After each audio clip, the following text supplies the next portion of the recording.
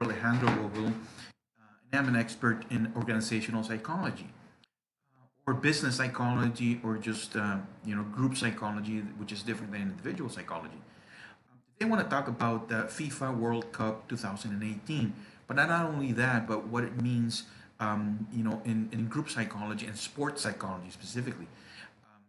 Because there is a component, a psychological component, like in everything that the human beings participate in, but there's a specific type of psychology that is used in sports, initially not intending to use psychology, but if you read, I don't know if you've read management or leadership books, but a lot of the lessons learned didn't come from the field of psychology or organizational psychology, but came from coaches that were using their common sense to inspire um, and to get people working in a direction, a common direction with different actors with different skill sets and responsibilities, which is, sports team is an organization that is based 100% on people, unlike other organizations which have assets, buildings, machinery, and everything. At the end, though, they are similar in the sense that they are looking for a common, I mean, ideally, a common goal, a common purpose. Um, uh, Admittedly, I have to say that in the world of sports, there's other components when we talk about professional sports where players really sometimes don't have the chance to belong or to feel that they belong to a particular team because they're either bought by another team because, and so there's a going price for players, and sometimes that doesn't give enough time to feel that you belong to a particular team and you have a common goal. But when it comes to World Cups, that's a little bit different because you play for your country. So there's an emotional component there, and a sense of belonging much stronger than you would find in professional. In this case, for example, soccer, right, or football, the way they call it in Europe. So I'm not going to go too deep into the history of World Cup. The FIFA, in this case, the FIFA is the organization that regulates this tournament. But we have to see where that comes from, where competition is important for human beings. Because when we were in the cave, when we were cavemen, we had to compete for food, and we had to compete and conquer other people if we were going to survive. So from the Romans, when they had the Colosseum and the gladiators fighting lions and all of that, or fighting other gladiators, you have the competition component that the people love, and they will spend a lot of money going to see this modern Colosseum, which is people soccer teams fighting to win the tournament. No, there's no violence in this case, but the same thing that made us go to the Colosseum, the Roman Colosseum, uh, is the same psychology that makes us go to these tournaments. It's winning. So that is important. Now, and the psychology of the team itself and how the interrelationships, are so interesting is a different issue. What I'm trying to say is that this is entirely a psychological phenomenon. The World Cup and the way the players and leadership and emotions and all of that, because you have enough information in the internet and about the superficial part of this issue, which is which teams are better, who's winning, what are the chances, the statistics, and just but the psychology of it is so also very important.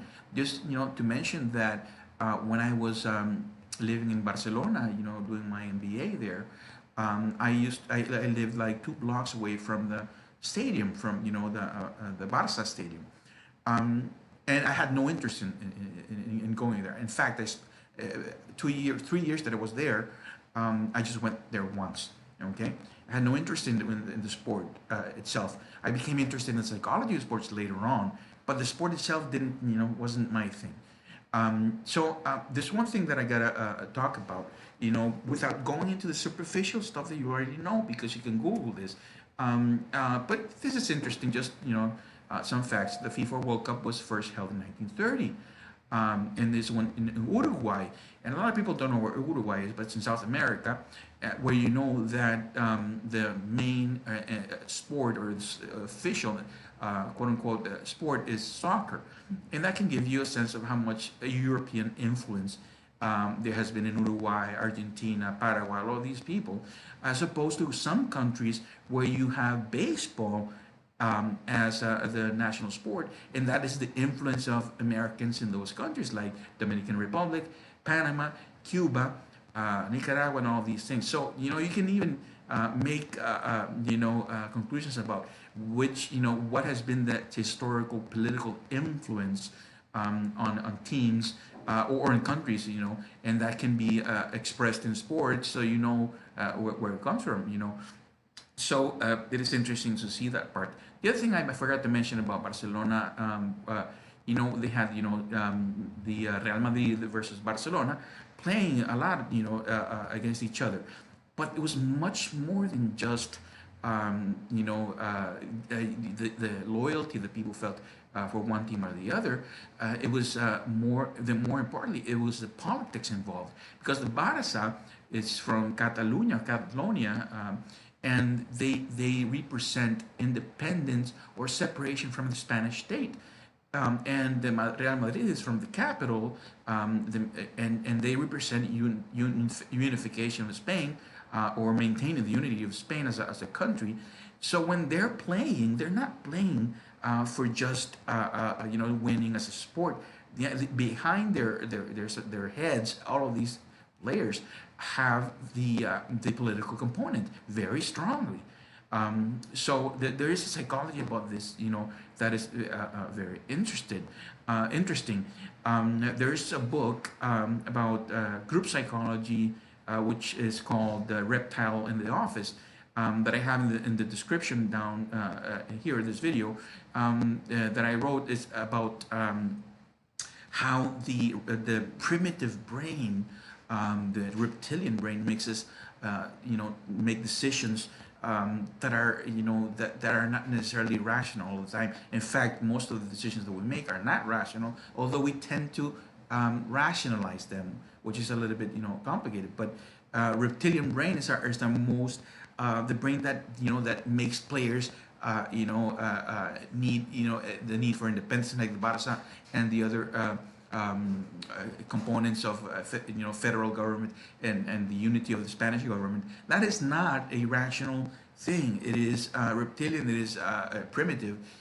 So in the description below, you'll find a link to the book that I recommend humbly, so you can understand how the mind works really with the latest findings of cognitive science, as opposed to traditional psychology that dealt with things that are not so much based in evidence and statistics and just something that you can really support as empirical evidence. The superficial part of this sport and the tournament is not so important to me, in my from my perspective, but what all the psychological components. So if you take away from Barcelona and Real Madrid, when, and this is very evident, when we have the World Cup, it is country against country, and that's what makes people, the sense of belonging is so important, because you belong, you belong. So there's no more patriotism as at the time when we are our country's team is playing against another country, and if there are historical problems, military problems, or just confrontations, it becomes even more of an issue. Okay, I don't want to go through the history, and you can find. I'm going to put the link of this presentation, which is really good, about soccer and the history of the World Cup, the FIFA World Cup 2018. Well, it covers up to 2014. but that's okay. This okay. So about group psychology and organizational psychology, I just want to mention, okay, that all groups, all organizations have a similar psychological component. I don't have to explain to you which this picture means, because you can tell that this is the Pope. It's a huge organization. Okay, they're not in this video. I'm not going to go deep into psychology inside these types of organizations, but I'm going to show you a few. So sports teams are an organization that belong to a higher organization, which is the country. In this case, the World Cup. But you have this would be Joel Osteen, and this is also an organization from the Protestant the Protestant side. So the Catholics and the Protestants have their organizations, huge, and they function very similarly. So right now, I don't have the time to explain to you specifically, but these are organizations that have to be studied, as well as sports teams, armies. All of these, the army has, an incredible, different countries' armies, way of reaching a common goal without questioning any. I mean, I know it's very dictatorial, but it is something that companies have used as a model, at least in the first years of the 20th century, with the Industrial Revolution. The army model was interesting. They didn't have other models of management, by the way. Management was being born as a science, was being created as a science, and an art. So the only organization that you had access to in the way that it worked in ranks and hierarchy was the army. So you had a lot of people in the Industrial Revolution doing repetitive jobs, and you had a lot of people working. The only way to really manage these people was through military models. So companies are organizations. Okay, this is fairly obvious. But right now it's not the time. But Google has a culture a little bit different than the rest that you see. And that is, we're going to talk about in a video later about what makes them different, and why is it working so, and what makes Apple so different, okay, from the rest that have more traditional ways of doing, organizational and teamwork. The mafia, the Italian mafia, or any criminal organization has their own psychology. And so it's important to understand that even though, just one example is the mafia, will do all kinds of crimes, but they have an ethical code, which is interesting. And for example, they won't kill children and women. Okay, why is that interesting? Well, because even though they're criminals and they're killing people, there are certain things that they won't do. Okay, different from, for example, the Russian mafia. Russian mafia doesn't have these limitations, so they're more ruthless, and they have an upper hand. If you have a moral line that you won't cross, it is important, but it makes you weaker in the sense of competing with other people. United Nations, Republican and Democratic Party, they have their own psychology and group psychology, organizational behavior. We have NGOs, and people tend to think that NGOs or non-profit organizations are really non-profit. And I have in another video explained that that's not really true. They may be non-profit publicly, but there are other ways of profiting, and that no human beings don't get involved in. They're not 100%.